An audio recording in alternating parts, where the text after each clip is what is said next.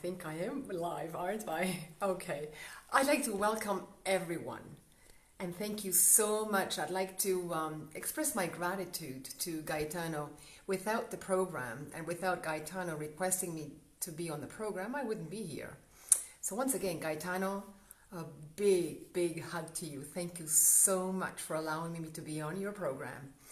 And once again, I'd like to welcome you all, and I hope you're already registered and you're watching me. And if you're not, you will be able to see the reruns as often as you wish to. For those of you who don't know me, my name is Alexandra von Hahn, and guess who I am? I'm someone really special. Otherwise, Gaetano wouldn't have me here. I'm an author of a cookbook, and the name of the cookbook is The Culinary Magic of the Emirates. I wrote the book about a year ago, which means it was published a year ago. It was written a little longer than that. I lived for 5 years in the United Arab Emirates, to be precise, in the capital city, in Abu Dhabi, while my husband was a German diplomat, and I decided to visit the Bedouins. Today they're not known as Bedouins. The Emiratis are called Emirati women or Emirati men. And subsequently the book or the notes and the research and the travels turned out to be a beautiful cookbook, which was taken over by a wonderful publisher by the name of Motivate Media Group. What I will be doing tonight, and for those of you who are already on the program, and those who are just clicking into the program, my name is Alexandra, and tonight we're going to be cooking together. We're going to be cooking together one small and very simple Emirati dish, but it's a very important dish. That particular dish is called chami, and chami is an integral part of the family value, family rituals amongst the Emirati families. Now, the chami, which you're going to be learning with me, you're going to see while I'm going to explain to you, chami is served between breakfast and lunch or between lunch and dinner. Now, those particular, we call them snacks or we call them tea time. You can call it as you wish, but in the United Arab Emirates, it's called fuala. And fuala, as I said before, is a meal between breakfast, lunch, and between lunch and dinner. What I'm going to do now, I'm going to show you very slowly. My daughter is going to help me with this. I'm going to start here on my right side. You're going to see there is a circle. There is a tablecloth woven, and it's a natural product, natural straw. In fact, it's taken from the date tree. And why is it a circle? If you're able to see this, the circle indicates nothing else other than that we are all equal. We sit on the floor and we are around and we're sitting around the circle. We're not sitting on chairs, we're sitting on the ground. And we have the different snacks that we can choose from. Today we're going to be choosing, which is in the center, the date, which will play the central role with the additions. However, I will explain this to you a little later.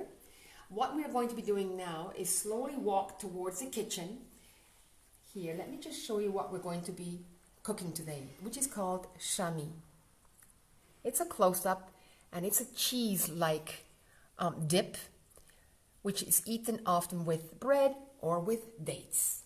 And my daughter, while I'm getting up, my daughter is going to be showing you the asararut, which is the circular tablecloth made from what some call the straw, but in fact what it is, it's taken from the date tree.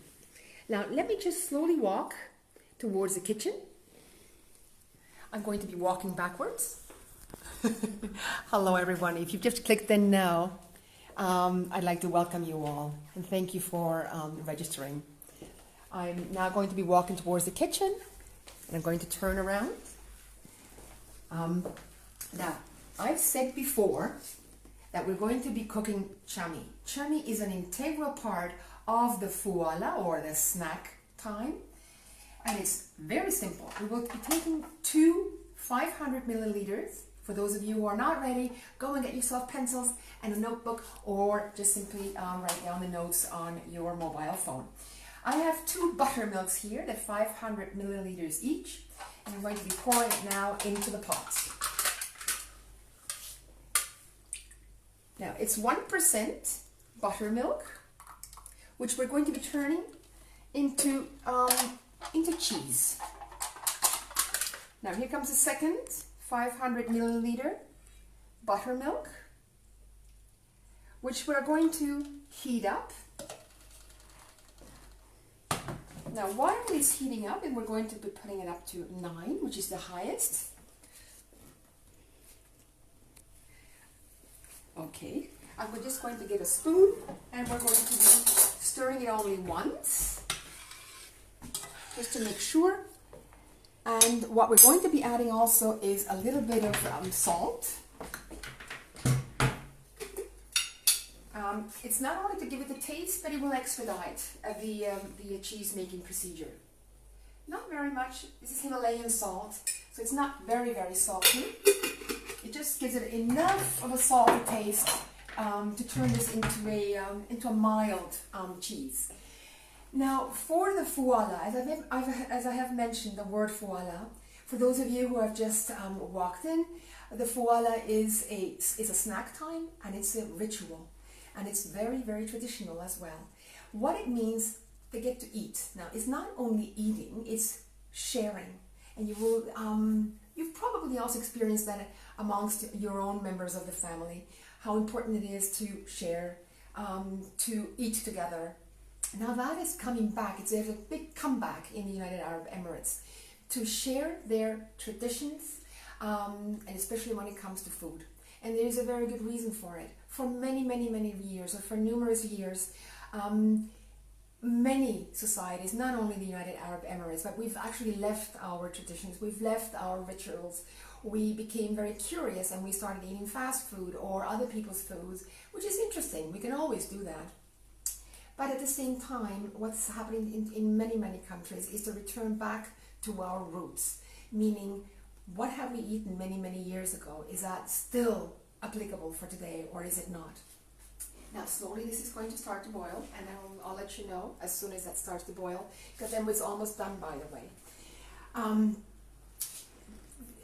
The Emiratis have stressed, they have their Ministry of Education, they're also very keen on introducing their own culture, or their own food culture, back into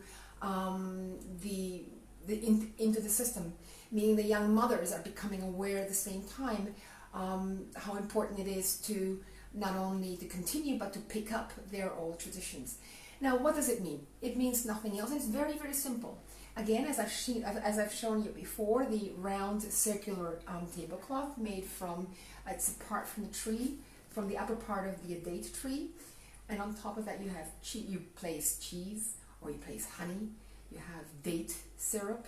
I'm going to show you there as well. Now I'm going to ask my daughter to come a little bit closer, and it's starting to boil, and when it starts to boil, the buttermilk, it's starting to separate. As you can see, there are some yellow spots, darker spots, and you can stay there. That's wonderful. The steam may just a little darker, but that's all right. And we're almost there. As soon as it starts to separate, and the water will remain at the bottom, and the milk solids will come to the surface. Okay, we're almost there. I'm just going to turn one more time. I'm going to turn around and get you the addition. We were going to be adding, going to ask the camera person to come a little closer. We're going to be adding ghee, which is clarified butter. The Emiratis and in the entire Gulf area, clarified butter is what is actually being used there. They used to have the clarified butter made from camel milk. Today we buy it locally in the United Arab Emirates, not from camel milk or camel butter, but it's actually comes from India, from the cow.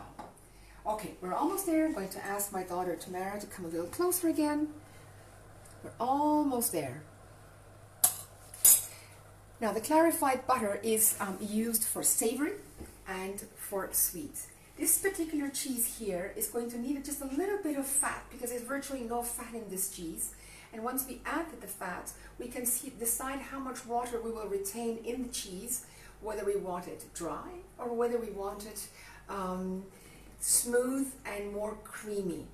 I tend to go for the little creamier, which means I add a little more fat, or I add fat rather, and I'm going to show you also how to add a little bit of the Emirati spice, which is actually very, very tasty. All right, here we go. It's starting. It's bubbling now, and it's separating.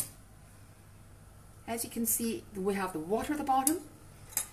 I'm going to show it just a little closer. There we go. I'm going to lower the heat, and we're now ready to scoop it out. Okay, I'm going to use the sieve, and I'm going to ask my daughter to come a little closer. Now we turn the heat off, and here we go.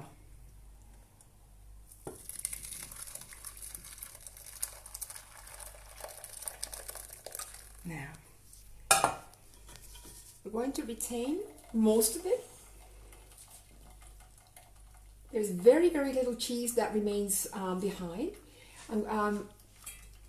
And there we go. We're going to retain some of the water in order to have the butter melt easier.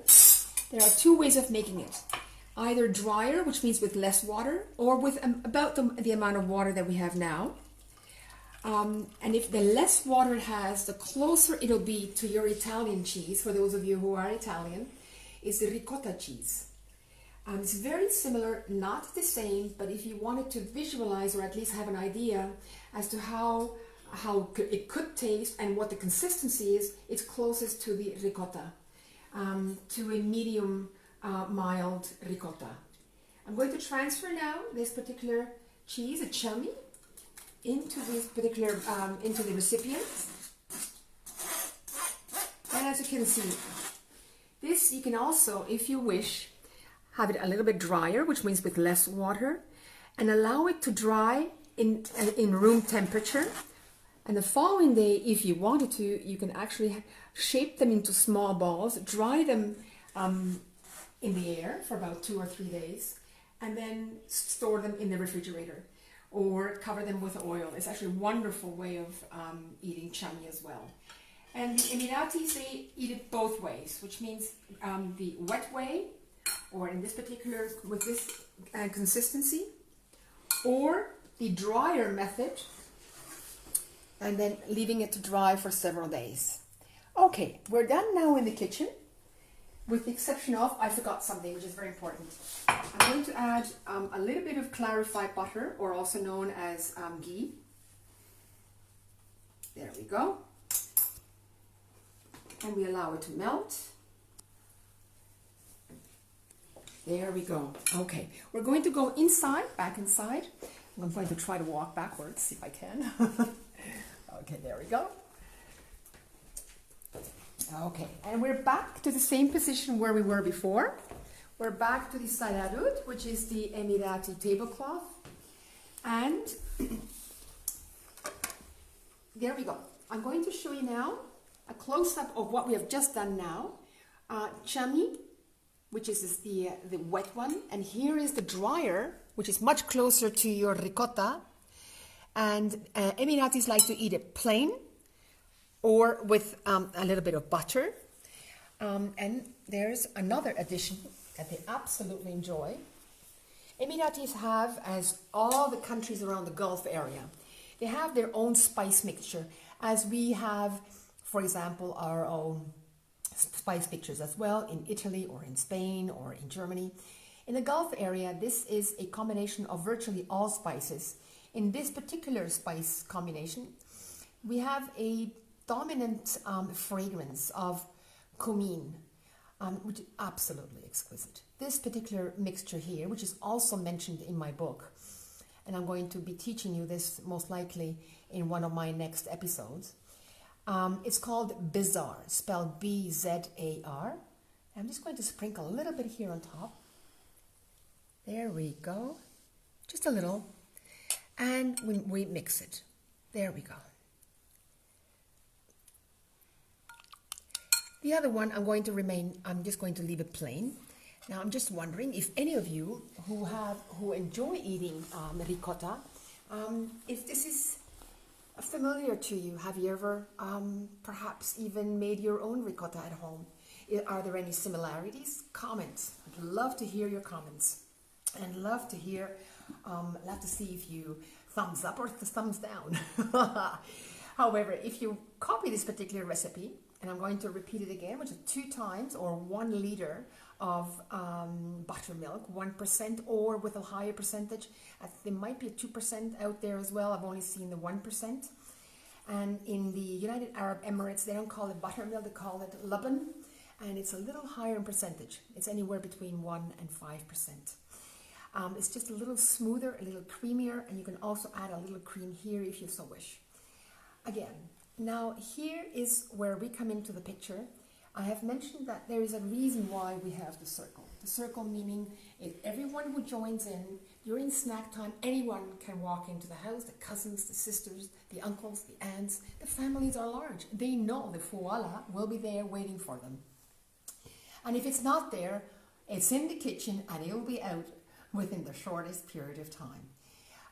So why this fouala? This particular fouala is a stage 1, which means the stage 2, the stage 2 is a little more complicated, and the 3rd level, there you have a lot more food, and then it fuses in with dinner or it fuses in with lunch.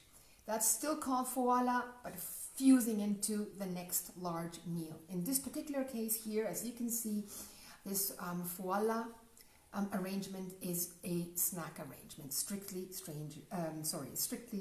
a snack arrangement.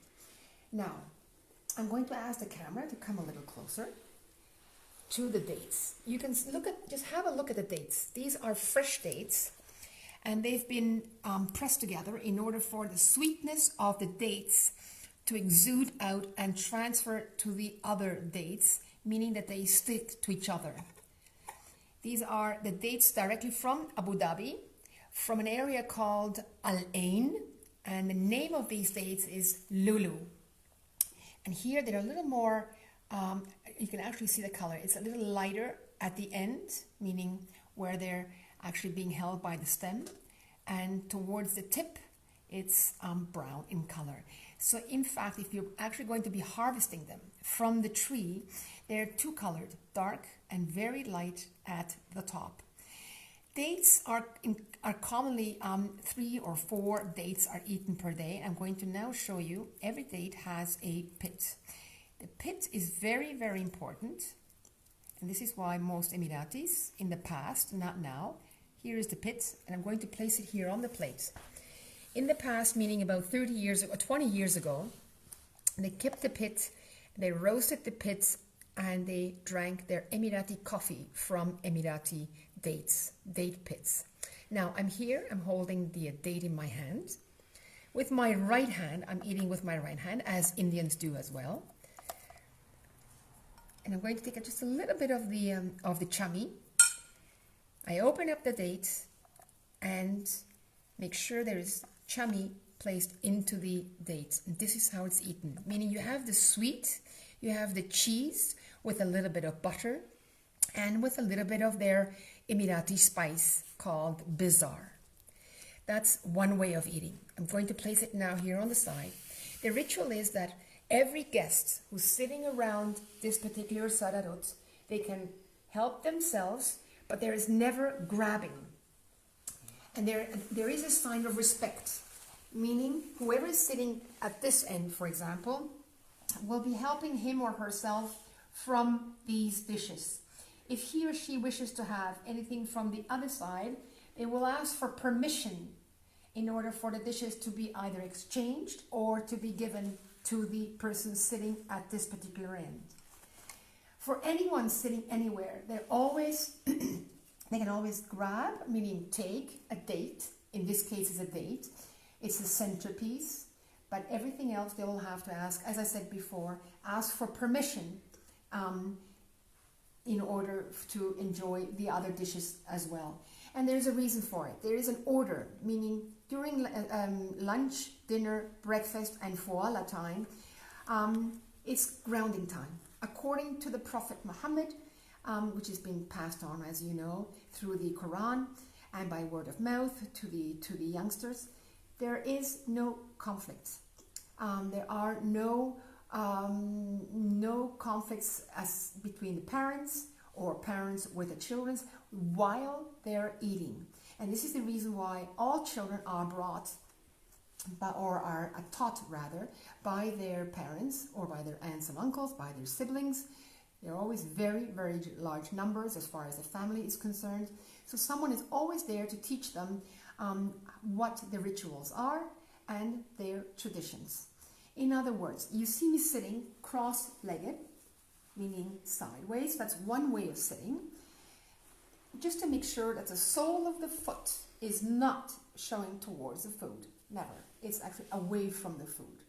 This is one way of sitting. I'm going to cross my legs. It's this very common way. You've already seen it before, and I'm sure all of you are familiar. Or just comment whether you've experienced eating Arabic food sitting on the floor around the sadarut with your legs crossed. Possibly even sitting like this for an hour. Just visualize that. Again, the soles of the feet are not facing the food, they're facing away from the food. And there's another way of sitting. Third one. This is also mentioned by Prophet Muhammad. I'm going to leave my left leg, in this case either left or right, it doesn't matter, in my case left. I'm going to tuck it under my thigh. Again, my sole of the foot is facing away from the food. And my right leg is in fact going to be snugged in to the lower part of my left leg. Now, one can learn to balance. I had a bit of a difficulty learning how to balance. It's not easy. I had to find the right position, and here we go. And there's a reason why Prophet Muhammad wanted the women and men to sit this way. This is the preferred way, with a long gown over, which means you cannot see through the legs, you cannot see the feet, they're absolutely covered. And there's one reason, main reason. It's to make the person feel comfortable at the same time, but not too comfortable. In other words, the food should not be gulped. The food should be enjoyed from a distance, not too close, not too far. There's water. So you can see I also have a glass of water on the sadarut or on the tablecloth. There's 1/3, the body, when you're eating, 1/3 of the space in your stomach is water, 1/3 food, and 1/3 air. In other words, this is, in my opinion, these are my words, Prophet Muhammad probably had a very good a body maintenance or a method of dieting without calling it a diet. This is actually food intake control. Most of the Emirati women and men who are thin prefer this particular position.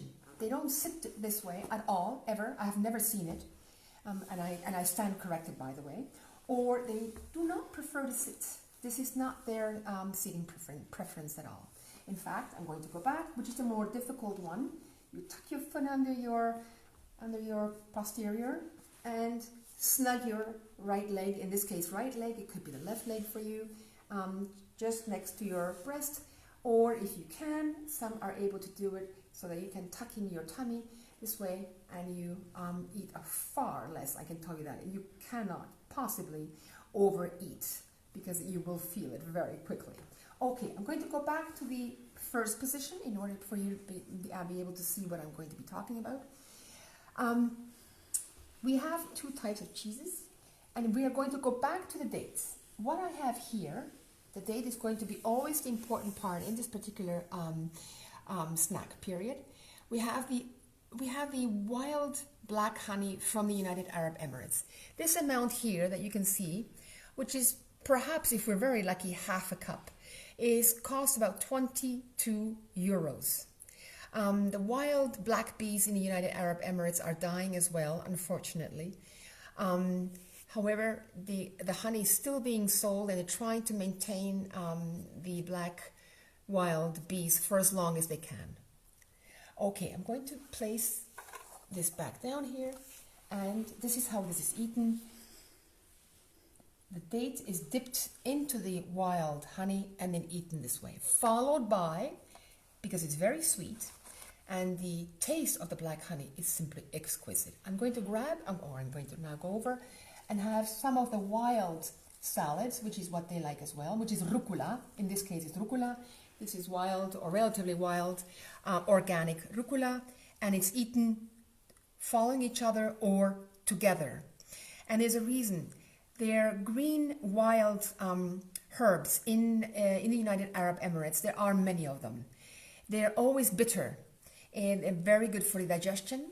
They're not sweet at all, and they're eaten raw, and they're eaten after or before having eaten a date. This is very, very traditional, and nowadays it's becoming less and less. They're still eating the wild herbs if they can get a hold of. If not, they're bought commercially, and they're under the organic section in the United Arab Emirates. Now, I've shown you the bizarre, which is their local spice mixture. Every family has their own spice mixture. In my book, it's mentioned as well. And the Arabic flatbread, I'm going to take a small piece, again with the right hand. You can either dip it in to the cheese and then eat it together with a little bit of honey. Just dip very little on it and proceed eating. And it's you always eat with your right hand, and it's and you chew slowly. Water or juices as they're serving now. Nowadays they also serve juice or soft drinks. And then we have another container here, and this is date syrup.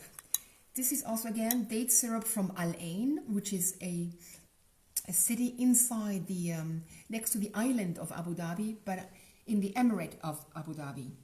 If you look at the map, we have the island of Abu Dhabi, and we also have the Emirate of Abu Dhabi. Now, I'm going to take this date, I'm going to ask Tamara to come a little bit closer and to zoom in to this black date syrup. Absolutely exquisite. Again, this can be eaten together with the wild herb or followed by the wild herb.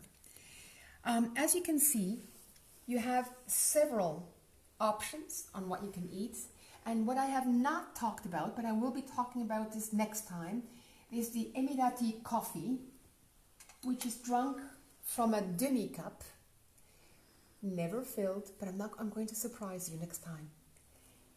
And we have the Emirati coffee recipients, or the coffee pot. One is the traditional and one is the modern one. The traditional one is not easy to get anymore. However, I was very, very lucky. I was able to buy 3 or 4 of them, actually 4. And the modern ones are now made in China. I bought the ones that were made in Japan, and they hold the heat very, very well. Now, what I'd like to come back to, and I'm going to finalize this, with what we have experienced is a beautiful arrangement for snack time, morning or afternoon. And there are, as I said before, family traditions, there's respect, and the rituals are as such that anyone who's sitting around the sararot is to respect the person next to him or her, left or right, and across. And as far as the eating procedure is concerned, it's also a little slower than eating lunch and dinner. It's time to network, this is what it is. And at the same time, it's also respecting yourself. All right, I'm going to conclude at this particular time, and I'd like to thank you all. But I am going to ask you to all give me a thumbs up or a thumbs down. I hope not. And lots of smileys, and enjoy doing this particular recipe, the chuma. Thank you again, and take care of yourself, and I'll see you next time. Bye-bye.